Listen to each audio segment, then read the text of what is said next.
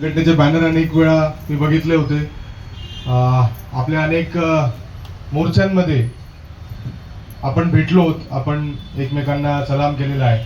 परंतु नेमकं तुमचं काम काय, नेमकं तुमच्या समस्या काय, हे आज इथे बसल्यानंतर कळल्या. म्हणजे 40 वर्ष ज्या महिला काम करतायत, ज्यांनी 50 रुपयापासून सुरुवात केली, आता 3000 पर्यंत पोहोचलेत. पेपर कागदावरती 6000 जरी असले तरी अजून 6000 खात्यात मिळालेले नाही. आपल्याला कधी कधी विचार करावा लागेल की आपल्या सोबत जे इतर लोक घटक काम करतात आरोग्य क्षेत्रात, कोणकोणते घटक आपल्या सोबत काम करतात? नर्स असतात, डॉक्टर असतात, अजून आशा असते, MPW असतात, अजून CHO बाईलाही त्रास देतात. आपला जो संघर्ष आहे तो या सगळ्यांसोबत आहेत का? आहे का? तिथे काम करत असताना, कारण सगळ्यांना एकाच ठिकाणी काम करायचं आहे, सगळ्यांना एकमेकांसोबत जोडून काम करायचं आहे, त्यामुळे तिथे लोकल पातळीवरती, वैयक्तिक लेवलवरती आपला संघर्ष होत असेल. पण तरी आपली जी मोठी लढाई आहे ती यांच्यासोबत आहे का? आपली मोठी लढाई कोणासोबत आहे? आपल्या कष्टाचा मोबदला कोण देत नाहीये? आपण जे कष्ट करतोय त्याला आत्मसन्मान, त्याला सन्मानाची वागणूक, त्याला सन्मानाचा पगार, सन्मानाचा मोबदला हा कोण देत नाहीये? म्हणून आपल्या सोबत लागलेले जे आहेत त्यांचा जर पगार वाढ झाली तर आपण माणूस आहोत, आपल्याला वाईट वाटणं साहजिक आहे. पण तरी आपण संघटनेचे कार्यकर्ते आहोत, आपण संघटनेमध्ये इतक्या वर्षांपासून काम करतोय. आपल्याला हे माहिती पाहिजे की आपला संघर्ष आशांशी नाहीये, आपला संघर्ष नर्सशी नाहीये, आपला संघर्ष कोणाशी आहे? सरकारशी. त्यांचा पगार वाढला चांगली गोष्ट आहे, ते पण आपल्याच बहिणी आहेत, ते पण आपलेच भाऊ आहेत, त्यांचा पगार वाढला चांगली गोष्ट आहे. पण त्यासोबत आमचा पगार पण वाढायला पाहिजे आणि त्यांना जेवढं मिळतं तेवढंच आम्हाला पण मिळायला पाहिजे, ही आपली मागणी बरोबर आहे.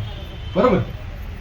आता हे जे सरकार आहे, हे सरकार वर्षानुवर्ष, म्हणजे सरकार कमळवाल्यांचं असो, पंजावाल्यांचं असो, धनुषवाल्यांचं असो, कोणाचाही असो, हे सरकार कधीही आपल्याला मोबदला व्यवस्थित का देत नाही?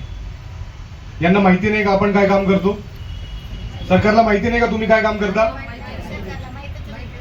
नाही माहिती, ओळखच केली नाही. काही एखादी योजना आली तर सगळ्यात पहिले काम कोणाला सांगितलं जातं? मग असं कसं तुम्ही म्हणता सरकारला ओळख नाहीये? सरकार ओळखते, पण सरकार त्या पद्धतीने आत्मसन्मानजनक मोबदला देत नाही. ओळखत नाही असं आहे का? ओळखत जर नसती तर कामं सांगितले असते का? ओळख आहे, पण त्याचा मोबदला द्यायचा नाहीये. मोबदला म्हणजे त्याचे पैसे, त्याची रक्कम चुकवायची नाहीये. हे का असेल? पैसा नाही का सरकारकडे? आहे पैसा. कुठे चाललाय पैसा? कुठे चाललाय पैसा? तुम्ही सांगा ना, कुठे चाललाय पैसा? लाडक्या बहिणींसाठी चाललंय. किती देत आहेत?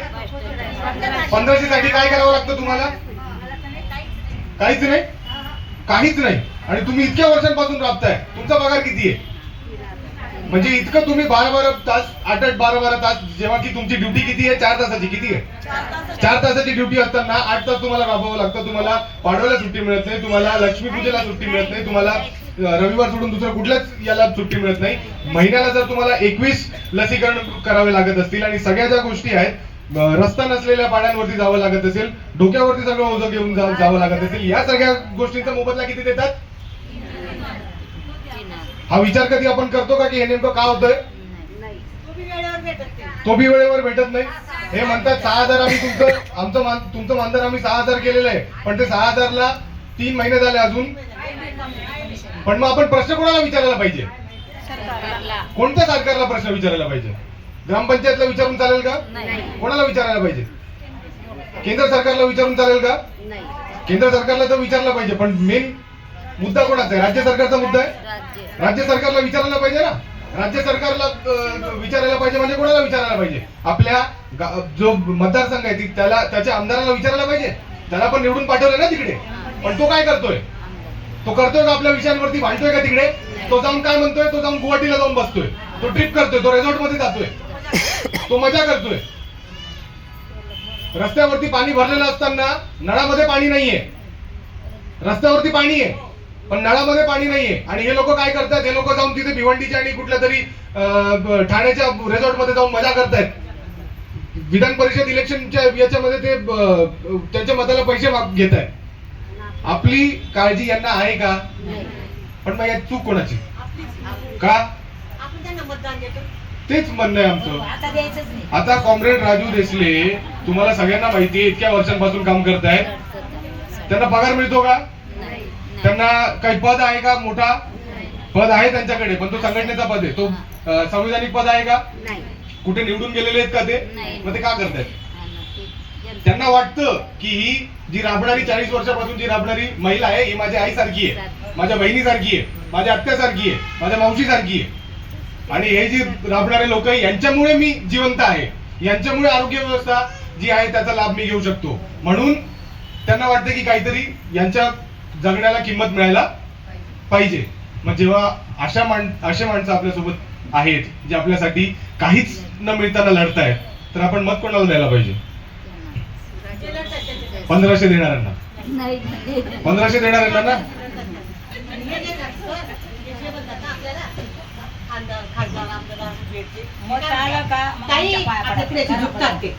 आपण मध्यम आपण त्यांना भोळू पडतो. माझं काय करतात, निवडून आल्यावर आपल्याकडे लक्ष देतात. ते माझं आपल्याकडे लक्ष देतात.